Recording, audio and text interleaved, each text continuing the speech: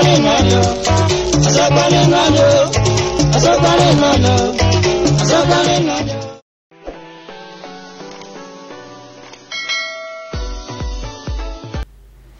bụ ndị Biafra, anyị bụ ndị agha n'obe. Anyị bụ ndị Biafra, anyị bụ ndị agha n'obe.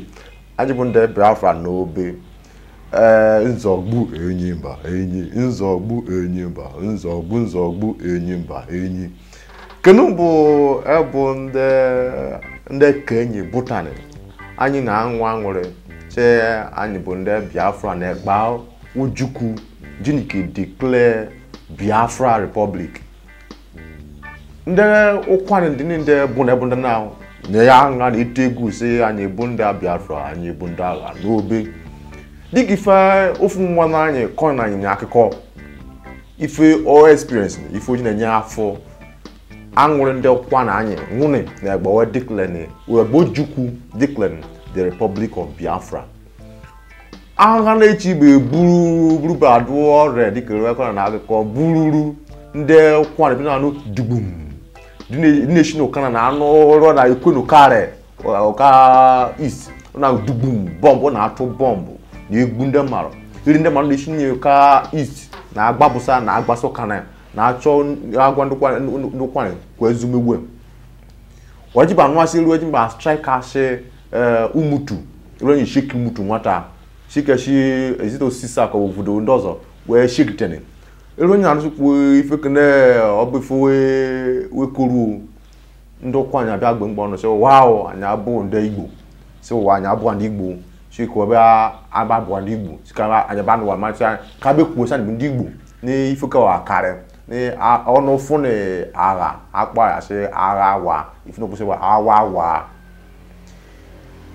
were no anyamasi at that point ya bụ ogenu ke ndo kwana anyị Tinubu na agbure nwe so bụ ndị Igbo akụkọ oche ọba no asanye mara si ke ndị bụ ndị ezigbo ndị Igbo n'inwe ndị bụ the Easterners ezigbo ndị Igbo call Igbos when itinye adịna ya ashe ofutu wen etinye adịna ya shi wa bụ ndị Igbo makonike kwenwike save ndụ we kwenwike edeshe ka ọ bụrụ sị the government ndị army ike egbuwe ya bụ ndị Nigeria ike gbuwe ya bụ ndị Hausa ike egbuwe kenu bụ ife anyị trace n'iru si at what point ke ndị ụkwanị na-ekwuchi wa bụ ndị Igbo ofu nwa echipa pụsashe si onwetu ngede ndị ụkwanị at any point in time ji na-ekwuchi web ndị Igbo ji na-identify themselves with the Igbo si ife ngekwu bụ si when a link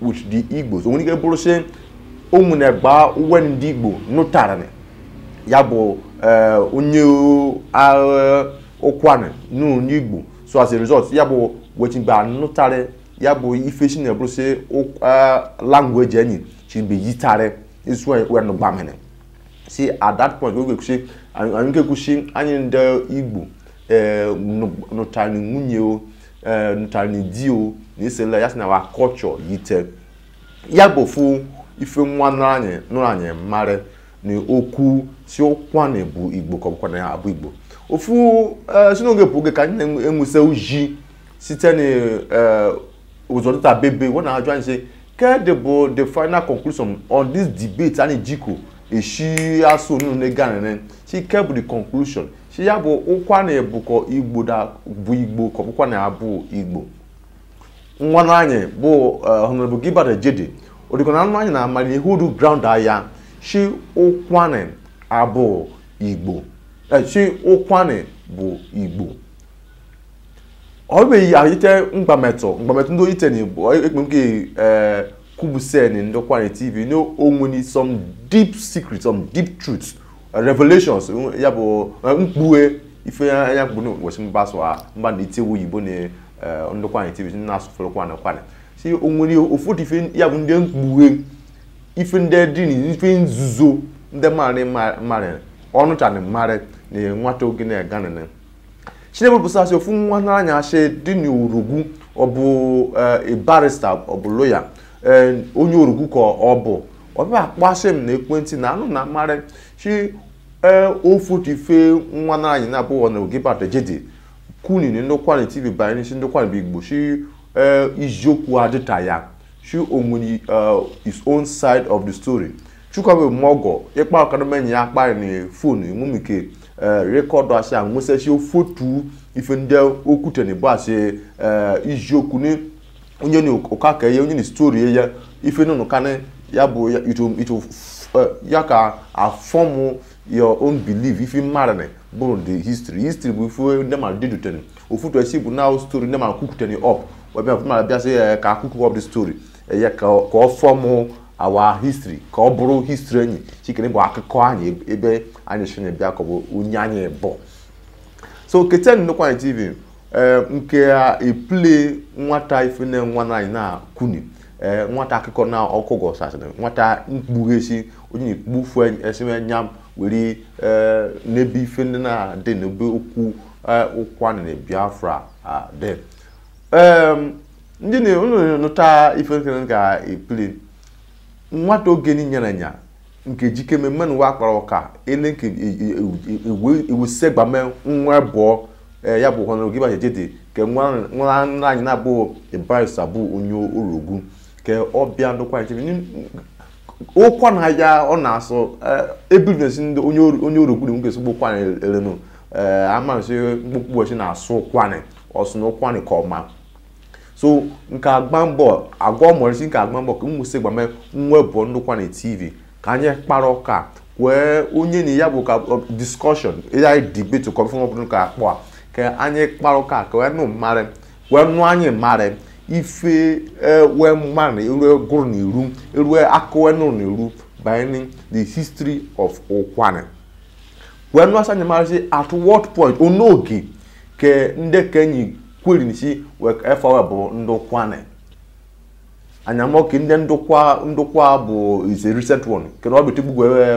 we mmiri ke no we kweri sika ka anyị form abụrụ ndokwa ya bụ the local government ndị oshimiri ke ndị osumiri ndị kamiri ke ndị Ukwane ko so da form we zaifa we kpone ndokwa bụ ke Ukwane no anaza at what point ka anyị kwụsị kariri efa no Ukwane anyị kwụsị Ukwane bụ our language Ukwane anyị bụ ndị Ukwane akpanye ndị Ukwane si at what point ka onye be yenye fa no sa anyị bụ ndị Ukwane kenu bụ history ọzọ anyị chọrọ ka anyị gubuse ndị ribe na nye fa no Ukwane dịka red no anyị ma bụ ndị ni Ukwane Enuane Ukwane uku ane okay so that is how they derive the name Ukwane so at what point ka anyị kwụsị anyị bụ ndị Ukwane ndị be ribe na nye fa no is it politically is a political name where you see those people at that geographical location where za ndokwane ko ba anyi so zuna gware osawo bodo di ni men ndokwa zuna gware say ka anyi za Ukwane ya Ukwane buru efa our geographical location ke Ukwane ase buru asusu anyi our language if you know before aka atutobusa ne ofodu ne kusi anyi be atutubo ekoko di no okuta na ka anyi be nyucha mo si fenu na ni abi ncha mo fenu na to mo la be nyure eru anyi be na ekobuse ifene ko se anyi efu no kobuse bo ebi joko do no do maro de mare bo shi na bia o mare bo jeko o mane mak maro mare history ye ijoku dane eku shi onwuru foto ife ndị maro fu no silent ife na ka na choka silent ka anyị memo ka anyị kwuri fi anyị abụ Igbo anyị bụ Ukwane bụ ajụjụ ko na abịa ndị maro nọ na enenyi ni diko na akpọ okwu na ajụsị ka anyị biko ka anyị chọcha kuma ife kene ka anyị chọbụsa anya ya ụfọdụ diko na akpọ na ekwushi ife nwa na anya na-ekwu bụ iziokwu Ukwane bụ Igbo ụfọdụ ka ọ na-ehu ya ga so wa shi iziokwu adị n'ifo kene na-ekwushi Ukwane abụ Igbo so Ukwane bụ Ukwane ụfọdụ eyiwo mgbamese n'ime Ukwane na ndị shi n'Urobo bịa dawo ndị shi n'Ijo bịa dawo n'Ukwane ndị shi n'Uka Asaba dawo ndị shi n'Uka Anyocha dawo nde sitani nde sheshi ni igala biase dawo sa anye fenefia nwane ne nwasa the present location na anye de ya na kpo okwane kenubu ife akenye kuma enya ni ke katanjo ni me na aka na atro ne so bo she nde nnalanye we munike documenti our history nde nnanye nuofu na waju asine ndaka ajojo na-esechi ọgwọdị obodo n'obodo na anụta ọgwụ shi n'oge bụ oge na-ese lew obodo obodo na ịbịa form alliance with other communities nwe bụ abụrụfu were ime mwesi webụ nwune bụ n'ebijoko dị wa bụ nwune anụọm dị ofe akụkọ banyere wa mbeji menokete ife ndị afenefia bụ na-ese okwu ọnụ anyị nwe one comprehensive kwa kpọdụrụ asụ abụọ ofufe anyị ga-ekwusi kene bụ iziokwu dansi kene bụ history enyi akụkọ anyị onye ezigbo onye anyị bụ ọsị nụ asị na anụ a nwere ke ọnọdụ gị badụ kpọnụ the aborigines ya bụ ndị bụ si wee nọgidani and ebina na-akpọ ụkwa na ikete ke ndị ọzọ bịa na babe ikudowe onwere foto ndị ewekwusi wee cross na across the Niger bịa zikosi wee nọ n'ebe ni before ndị ọzọ mba anọ asata bikudowe anyị na-efu nwa n'anya asị bụ Mr. Lawrence akpa asụwọrọ ụka on the phone ka anyị kparịrị anyị na-achọ asị ịla ka nwike fụ asị one on one ka anyị nya akparị gbame ụka asị Ndụkwanị TV n'onwesi na foto histories ndị okwuteni ife mmiri ni ele ndị kenyi bụzọ biri n'ebeni elu eji na shino ka ebu echi na-ebịa ụka iduka ụka Yoruba were nwa ebeni shi ụkwane bụ the real people dịka shi na ụkwane ke Igbo ji na ipubuse kunu bụ echi another ideology ọ na-ashia ife okwu history ọ biri shi ụkwane were the first inhabitants ndị bụzọ nọ n'ebeni si ọ bụ ese agha weburu na-ebịa gbanụ wenu ụkwane ya bụ si kwezuwe form alliance wee na-asụ ndị ọzọ na-anụ ọgwụ ndị ụkwane ekwu na-eso wenu ọgwụ nọ so ese nsogbu nwanne nwuse na-abịa na-ata aka ya bụ kwekwusi elumefunye ọkpọnị zọmen ọkwụnanị onye zọmen ọkwụnanị ndị gbara efe ya na-agbajego ilekwefu mini cross jee across the Niger ebe ka Igbo ji n'Igbo isi na-ekwu so kene gbachi another idea omeni ife akụkọ marine banyere the history of the Ụkwane people Ụkwane bụ anaeze ọba ayọ anyị bụ anaeze bụ agụrụ achụcha na ife kene chukwu na be ihe ka anyị chọpụta anya n'ebe ọ dụgịda mba ya continue ka mgbe yebe ke mkpọ nwata ịkparụka na meni nwa anyị na-akparịta ife okwu na banyere ilo mmadụ samene mba continue nwanne Ndụkwanị TV FM bụ Uche Sam nne ndị Ụkwanị TV. Yes sir. When Igbo ndị Ụkwanị so ndị Igbo egbubere then so eno was another ka akpọ egwari all the dignitaries in the Kwale waka je daily petition through commission and was the federal government. When you go to Igbo, there are different people that have, I mean, some they Kwale are Igbo, there are different people that were in Igbo. So okay. Federal government didn't stop federal government didn't stop to the Nigerians, so that's why Igbo and the Kwale now were in Igbo. So you know what, that petition is still there. You see, okay. If educated in that way, most of the things no Okuna read correctly because there's what you know what you mean by cultural affiliation. Now many we did that Marokona have more Yoruba. And from Ughelli North. From Ughelli North. Yoruba is the last of Ughelli. On the Idinebo, or the Idinabo. Abo Ukaka Pali Beke Ali Chukumawe. Ever Conolidi. Then you're dimension well. Will you get that Yoruba? I had him on a seminar. So I request to be the see no kake see Mbo Euro, but my dear, we want relation with quality people. It's understood. But for you to say categorically that onye kwane, you are not correct. You know, this education on the cool added man. Matter and not only because of I mean we marry ourselves. Okay, nothing is new. Male biarako. People, Nama, no rugu. Yes. May have it now for the reasonable percentage of them will do rugu. Therefore, Muleli, Inama. Most of them I know the book now, so. Yes. Or the wrong go any history and the call have because if you say we are related, it to be understood. Okay, so say we are related with Igbos, and we're relating. Yeah, all we are related. There's a cultural affiliation. Or, I mean, something like that. Yes. So for him to say that the quality are from Igbo, okay. Always because there are some historians who want to do their thesis. They could come to you tomorrow. Say, see here, poor. Most of them fact on the year correctly. Okay. Yeah. Okay. And then all of that. Do you have the record of those communities that we attacked in Okwa during the war? Good. Bye. Before you can cross Upontuno, yes, sir. DJ Kokbai. There are some Nigerian flags. Those are the white men and some quality people who you could book and nebel.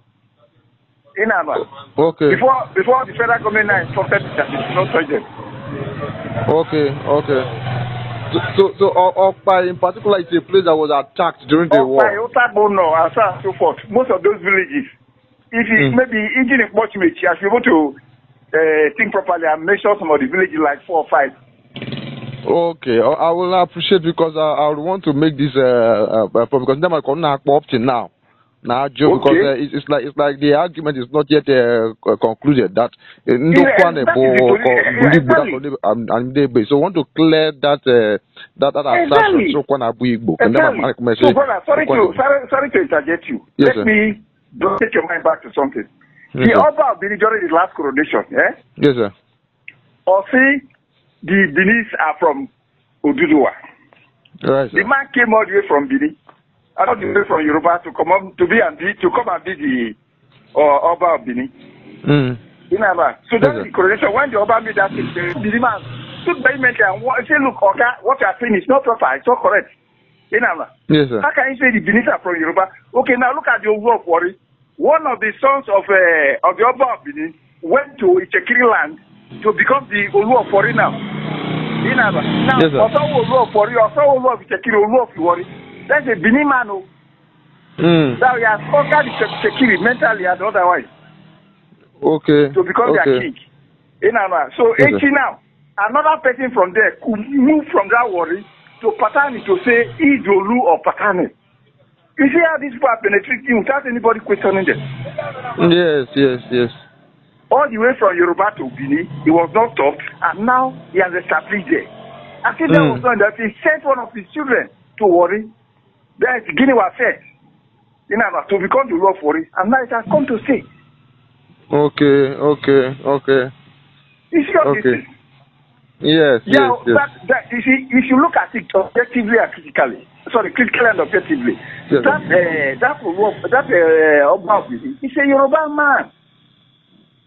The man admitted it. Nobody's lying. He's a Yoruba man. And the son is sent to Chekiri to give you love to Chekiri, who is that claiming you love for it, trying to announce the whole place to himself. He's a Yoruba man as well. He's not a Benin man. Okay. You see, so these are the things.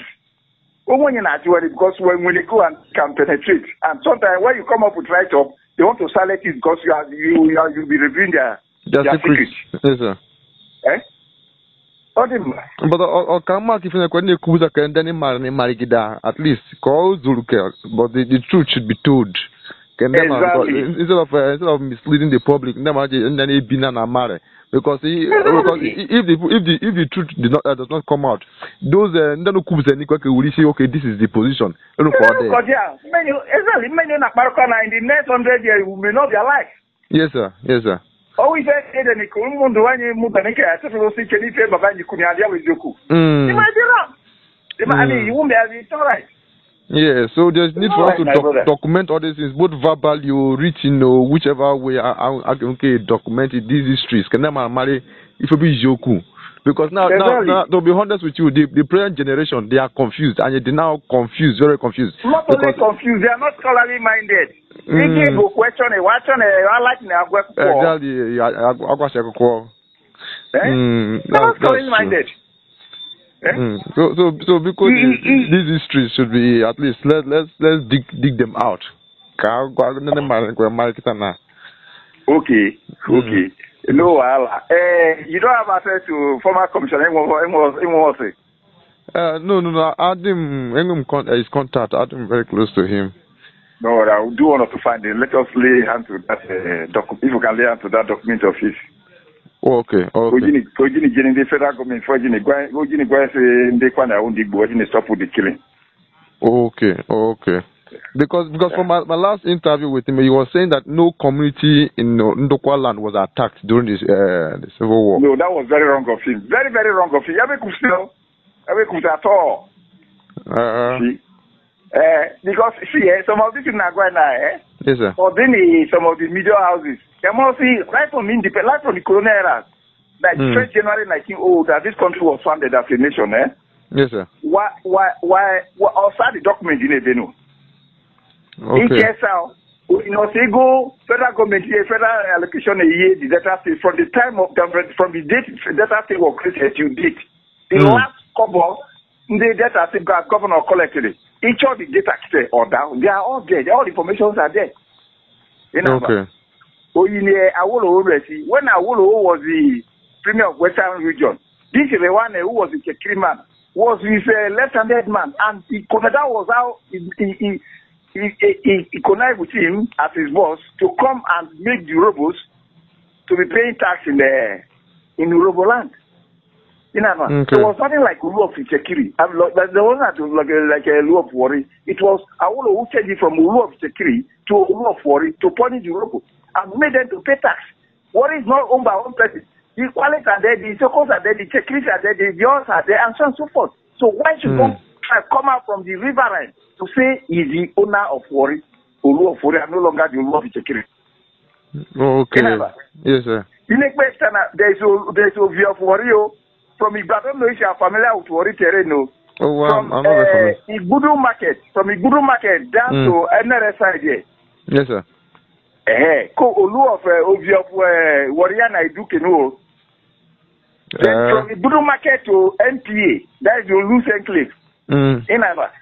Okay, now. Okay, now Igudu and NRS and all that, are they not part of Wari? You are saying you are the Olu of Wari. Now, these guys, they went to court. People like Mudiaga Oji or Blessed Momori took them to court and warned these people. The federal government told them that, look, stop saying you are the Olu of Wari, because they are not obeying. Look at Ayere now. Look at Ayere now, who said who made the throne as the Ologboshere. Yes, sir. Ologboshere, he said, you see there in the name, he said the man has no right to banish him. Now, how did that throne come in? How did that title come into being? The first rule of Wari, that's Guinea Wawan, was the one who used his discretion to appoint the Ologboshere, the warlord. That Ologboshere, that name was lifted from Benin Empire. That Ologboshere was the one that killed the Philip. That British soldier that came to massacre, to destroy the palace during the invasion. Yes, sir. That's the man that killed that guy. What is that his name again? Ologboshere. That is where they got the title from. So the people now are saying that, as at that time, the man used his discretion to make you Ologboshere. It's not compulsory Ologboshere. Now they are in the court. The court has even ruled that both parties should have support to the issue decided. But the man is still parading himself as the Ologboshere of Wari Kingdom. So man that way, see, even if you go to court to seek an injunction to restrain them on certain issues, they won't comply. It's a violent vision upside down. Burundi case, most of the DKNE, they can't even tell you what happened in the past 50, 60, 70 years. Yes, I'm married to it's not good. It's not good. I had my first degree, without being modest, I had my first degree in sociology and anthropology, University of Benin. Then master's in public administration before studying law. Law was my last struggle. Okay. Yes, sir. So yeah, I'm not related to only one aspect. I mean, in fact, I'm interested in so many things. I want to know because I don't know. I see myself as a big learner. I'm learning. I don't know anything. People looking at the say, ya calling at Kiro would the Omar in this side, Omar is a banner would carry Yes, sir. Yeah. There is this Major General, is by name Alabi Isama. Neye is from Kwara State. Ele mene move ordinary one to kunara ngosune. Okay. Neye o nada boni kiribin o sagba borogo. Okay. In fact, he fought the war. Yana declare no kuna. The title of his book is The Tragedy of a Victory. Okay. In that book, you will see maybe his mother. What in the kwa bure ni monwaga. So ga the book on the kwane. So marry say okwana wigbo. It's in that book, The Tragedy of a Victory by Alabi Sama. That have settled the case. Bure gini the man. Also in where 5 minutes. Let me give you the book. I bought it 5,000. Okay. Can you come the title again? The Tragedy of a Victory. Of his victory. The Tragedy of a Victory. Okay. That is the title. Very voluminous book. Name na ye onye otagba onye klibin otagba borogo. The woman is from Kwara State. Na larger, very powerful strong woman. During the war, he was going to meet the son there. In Anwa.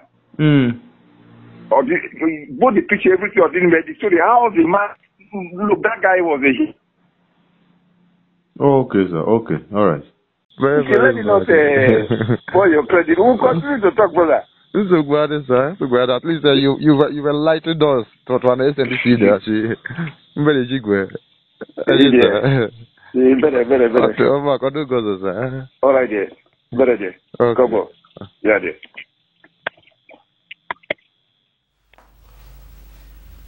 Obomenya she unu diriwe swane no ife nwana ina kuni baene ile owosa sameru ile oguru niru baene the history of Okwane no she Okwane abu Igbo kunu bu position aya ife owosa ile omadu niru ile oguru asini ru bo dikere ngwa no na egbo bido se ni nwato ge bia kone ma be jikeme ke ngwusegbame iya na nwanara anyị na ahụ n'oge bata jide ke ndokwa TV ka anyị debate ka anyị discuss issue kene onye ne lo omadu ru aba bopu ane okwu ke bayane ebe ndokwa na koro ofotu ne kushi odboru me mite kushi Biafra ichibe kebe fo ebe ke okwa na ka ade okwa na fotu so kwa na bụ Nigeria anyị rimeniku anyị adịkọ n'ime Nigeria for the say was anyị ka agwandi Igbo ka anyị we yere ibobe now anyị ka ale ka anyị bụshi anyị ndokwa ba mama ka ife ba gaba ibobe nya anyị dabane chukwu na ye ka anyị dabane boma ka ndokwa ba mama ne ife ni imagine ndokwa na obife na atụrụma na so the marginalization, the level or the too bad or job in where you go. She obotna ka ntienyi nnokwa TV na aju ade ka ajujo. She di obodo one di obodo because ya na aka na ekpu mba na ndokwa di obodo enebe infrastructure there. Ikoshi ekoku structures actually ikoshi economic aspect of it. She di obodo no na aka na egwu ni di obodo yimge fu industries, commerce and industries. Ebe ko na aka na thrive or big ife na aka na aga kumene mba na ndokwa.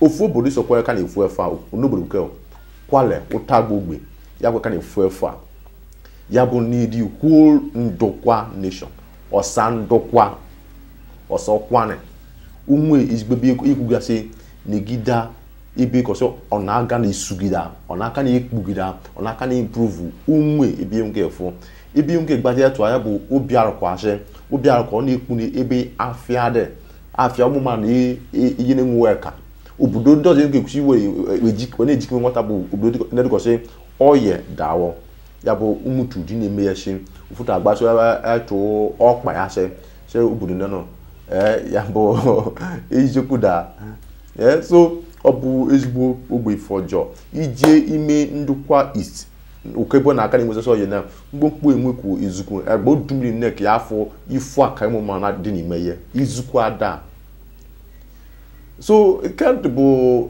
is good for any can bo benefit na uru an release the government of the day and even Ndukwa nation despite agba no if na contribute to the government ikekete or chigeketa and na contribute to all year ke Nigeria no na can depend on as at today na ikekete degida all year and all year na ka anyi nwini ya bo sikine all year tonajon all year na a travel when e wule na imikis gbego nye kbu uzo dita bebe in Nigeria si we jigbu na develop ka kenye ya bo all year na ji me phase out together de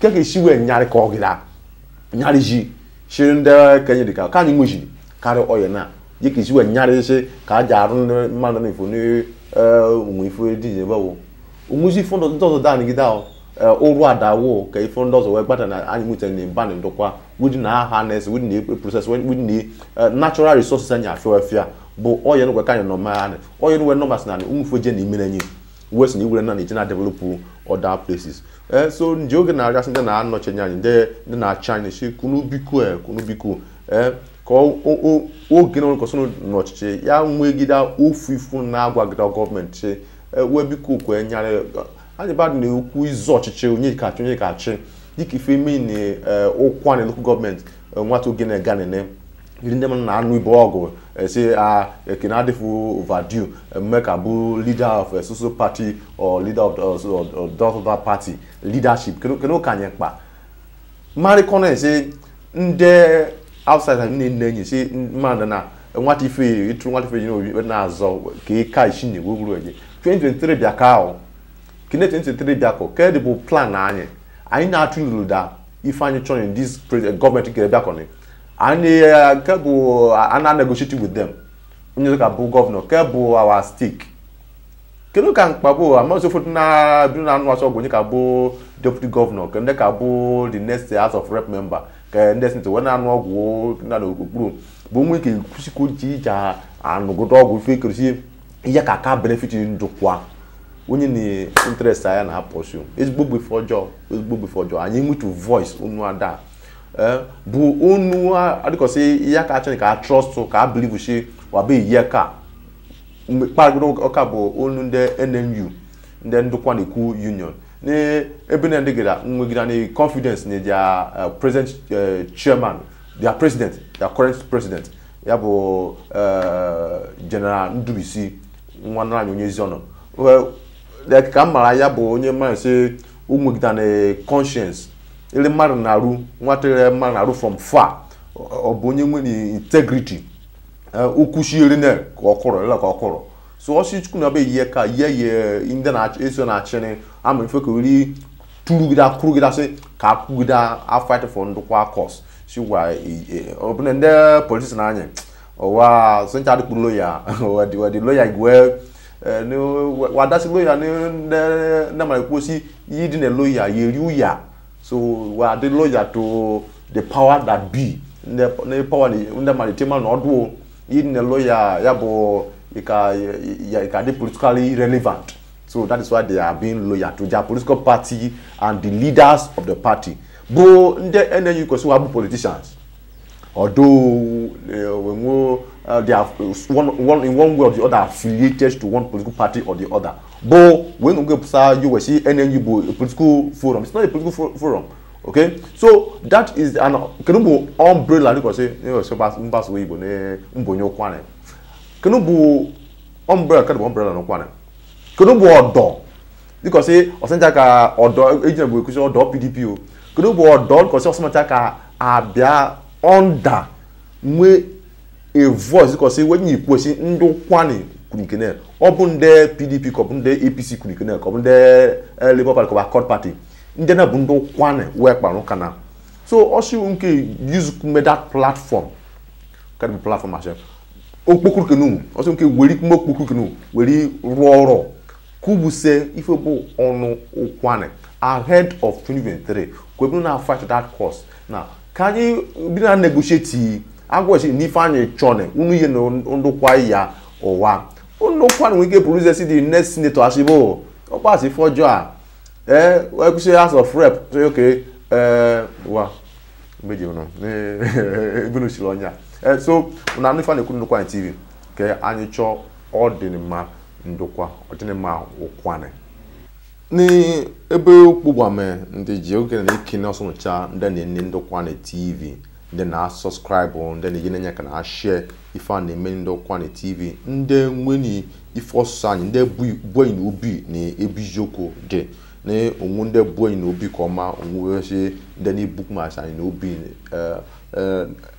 na arị ọnụ abiko ne ke ife okwane so anyị ni ndị mmadụ dị na-adụ mọdụ igwe ndị mmadụ fefe na-adụ mọdụ si mmesara okwu kwane ye ni ụkwane wa mariwe agba mmarụ ume wa mariwe encourage mmarụ ka ị na-eti anya na ememe ifewe na ipromote ifewe ị na-ememe ifewe were nne ọgbazụ na-achọ reme nutri ka ị da kedu mgbe ife ọjọọ ndokwa anyị na-eme ọjọọ gbenwe ya ijuo obi efọ chai na ememe ife ndị mmadụ na-ejeghị ngara azụ achọrọ ka ime nutri ka ịda ife na ọjọgbụ na-enwe ya nwere atụnụ kwụsị the sky okay ọshagbawa oshune ka ese ọsa nnụnụ na nwoke efe bụ oke nwoke jamụ igbo oke nwoke kuzu ibewe na enu olesi ndị na-egwu egwu bụ ka eke enyi iferi kọlasị na eferi na efere onye ka nasaka ba jamụ ka ọjatri ka ị krashi dọdawo kedụ mgbe igbe ife ọjọọ dị na-eme